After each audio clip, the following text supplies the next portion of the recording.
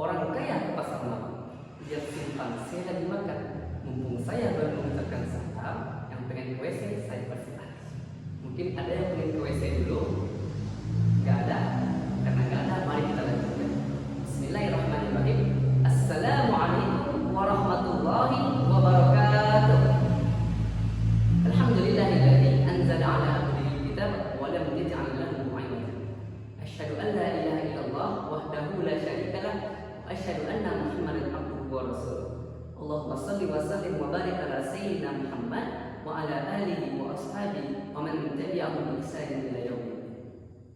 Yang saya hormati Dewan Hakim yang arif lagi bijaksana, serta teman-teman yang seperjuangan dengan saya dimanapun berada.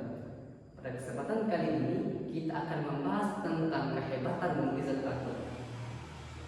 Ngomong-ngomong soal mukjizat, teman-teman pernah nggak kepikiran begini? Kenapa sih mukjizat Nabi Muhammad itu nggak sekedar mukjizat Nabi-Nabi yang lain? Nggak kayak Nabi Musa yang bisa membelah lautan, nggak kayak Nabi Isa yang bisa hidupin orang mati, nggak kayak Nabi Ibrahim yang fire protection. Kok Nabi Muhammad, Nabi yang paling spesial, mukjizatnya sudah dikasih buku dalam bahasa Arab? Apa sih hebatnya Al-Quran? Pernah nggak kepikiran begitu? Padahal faktanya teman-teman, Al-Quran yang diturunkan kepada Nabi Muhammad adalah mukjizat yang paling luar biasa, yang paling overpower dari semua mukjizat yang pernah diturunkan kepada nabi-nabi yang lain. Nah, apa alasannya? Alasan yang pertama, karena Al-Quran adalah mukjizat sekaligus risalah. Apa maksudnya?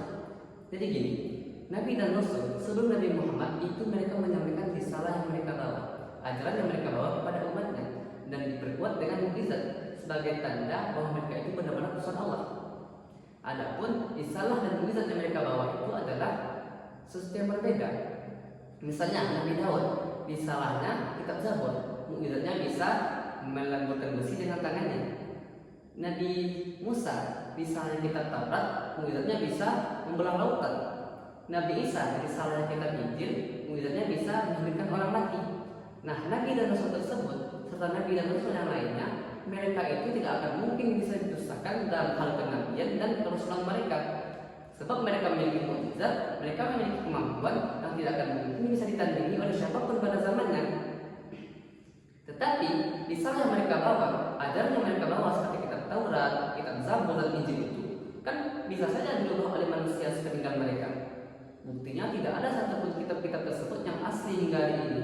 Semua sudah dirubah oleh orang-orang yang ingkar dari kalangan Bani Israil. Namun berbeda dengan Al-Quran teman-teman, risalah yang dibawa Nabi Muhammad adalah Al-Quran. Dan di saat yang sama, Al-Quran juga berfungsi sebagai mukjizat, sebagai bukti, sebagai tanda bahwa Nabi Muhammad itu benar-benar utusan Allah. Artinya, karena Al-Quran adalah mukjizat dan tidak akan mungkin bisa ditandingi oleh siapapun, dan Al-Quran itu juga sebagai risalah, maka secara otomatis risalah yang berada di dalam Al-Quran tidak akan mungkin bisa dirubah, ditambah maupun dikurangi, sebab Al-Quran adalah mukjizat yang melampaui batas kemampuan manusia. Itu yang pertama.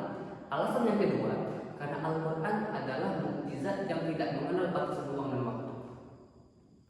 Mukjizat Nabi dan Rasul selain Nabi Muhammad itu merupakan mukjizat visual, sesuatu yang tampak, artinya terbatas oleh ruang dan waktu tertentu. Misal, ketika Nabi Musa belah lautan atas izin Allah, tentu itu akan menjadi pemandangan yang dahsyat bagi mata yang memandangnya. Namun kan tidak bagi yang tidak berada di sana, atau mungkin akan semakin berkurang kedahsyatannya apabila dipisahkan kembali dari generasi ke generasi. Namun berbeda dengan Al-Quran teman-teman, Al-Quran adalah mukjizat auditory, sesuatu yang diperdengarkan bukan dilihat. Maka dari itu Al-Quran tidak akan pernah berkurang ketika dipisahkan dari generasi ke generasi. Sebab Al-Quran itu sendiri adalah mukjizatnya. Untuk merasakan kedahsyatan maksimal, mukjizat laut terbelah, kita tentu harus berada di waktu itu dan di tempat itu. Tapi tidak dengan Al-Quran. Kita terpisah ribuan kilometer dari tempat diturunkannya Al-Quran dengan jarak dan waktu yang berlalu ribuan tahun. Tetapi kekuatan mukjizat Al-Quran masih terasa hingga saat ini. Mukjizat Nabi dan Rasul sebelum Nabi Muhammad itu dicabut saat Nabi dan Rasul tersebut wafat atau diangkat, maka kita tidak akan pernah bisa lagi menyaksikan keajaiban mukjizat laut terbelah, selamat dari kobaran api, membangkitkan orang mati, atau bisa mengendalikan angin dan jin. Kita tidak akan pernah lagi bisa menyaksikan itu semua.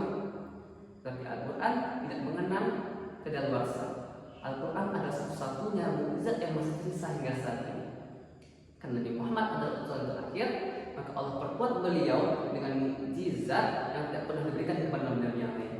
Mukjizat yang timeless dan spaceless, tidak mengenal batasan ruang dan waktu, yakninya Al-Quran. Nah, untuk mempertegas bahwa Al-Quran itu benar-benar mukjizat, Al-Quran sendiri memberikan tantangan bagi setiap orang yang meragukannya. Tantangan yang menunjukkan kekuatan Al-Quran di hadapan manusia.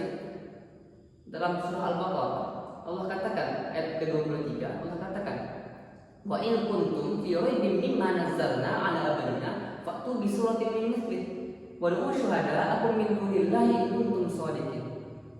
Artinya, jika kamu masih tetap dalam keraguan terhadap Al-Quran yang kami turunkan kepada hamba kami Muhammad, maka buatlah satu surat saja yang semisal dengan Al-Quran itu, dan ajaklah penolong-penolong selain Allah jika kamu orang yang benar.